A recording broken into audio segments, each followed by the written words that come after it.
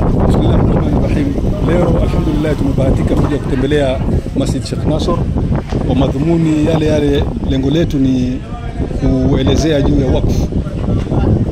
Aliyesimama kutuelezea ama aliyesimama kuzungumzia juu ya wakfu ni Daktari Abdul Rahim.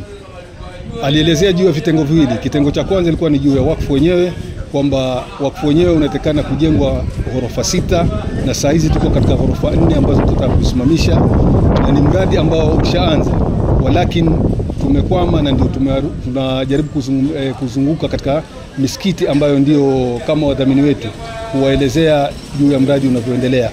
Hilo lilikuwa jambo la kwanza. Jambo la pili ikawa ni kuhusu mambo ya skuli.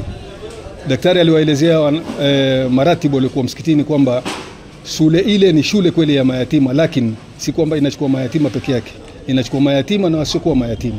Na advantage iliyoko ni kwamba wewe ukiwa utamleta mtoto wako ambaye si yatima, wakati huo utakuwa unamchangia yule ambaye ni yatima, na litakuwa ni jambo litakusaidia wewe hapa duniani na kesho akhira, kwa sababu itakuwa ni sadaka ya kuendelea. Wabillahi tawfik.